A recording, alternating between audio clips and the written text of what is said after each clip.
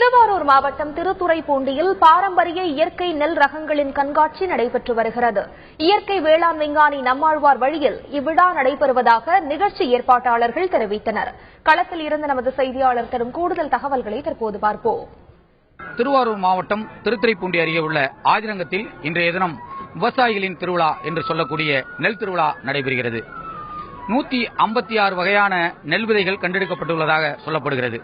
பாரம்பரிய நெல்கள் அழிந்துவிட்டன.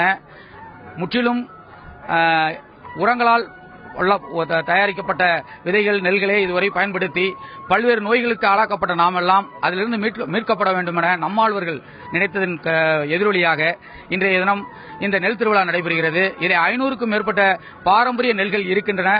ஆனால் அதையெல்லாம் மீட்க வேண்டும், கொஞ்சம் கொஞ்சமாக மீட்க வேண்டும் என கூறி 156 வகையான நெல் விதைகளை மீட்டெடுத்து இன்றைய தினம் அது தமிழகம் முழுவதும், ஏன் சொல்ல போனால் இந்தியா முழுவதும் அந்த நெல் விதைகள் பரவப்பட்டு விவசாயம் பெரிய அளவில் நடைபெற்றுக் கொண்டிருக்கிறது.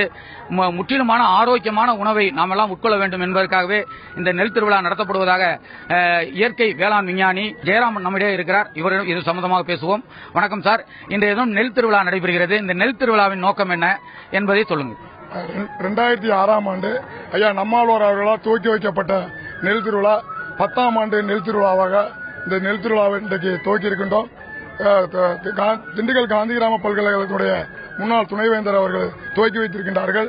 இந்த விழாவின் மூலமாக தமிழகம் முழுவதும் மட்டுமல்லாது இந்தியா முழுவதும் இயற்கை வேளாண்மையை கொண்டு செல்ல வேண்டும், பாரம்பரிய நெல்களை பரப்ப வேண்டும் என்ற நோக்கத்தோடு நுகர்வோருக்கு நஞ்சில்லா உணவு கொடுக்க வேண்டும் என்ற நோக்கத்திற்காக கிரியேட் சார்பிலே இந்த நெல் திருவிழா நடந்து கொண்டிருக்கின்றன. நாம் இன்றைக்கு சாப்பிட்டுக் கொண்டிருக்கின்ற உணவெல்லாம் விஷமாகவே சாப்பிட்டுக் கொண்டிருக்கின்றோம். அதனால் பல்வேறு நோய்களுக்கு ஆளாக்கப்பட்டிருக்கின்றோம். மக்களை இதிலிருந்து விடுவிக்க வேண்டும், பாதுகாக்கப்பட வேண்டும் என்று சொன்னால் இயற்கை வேளாண்மையே பாரம்பரிய நெல் ரகமே என்ற அடிப்படையிலே இன்றைக்கு பாரம்பரிய நெல் ரகங்களை மீட்டெடுக்கிற இருந்து கொண்டிருக்கின்றோம்.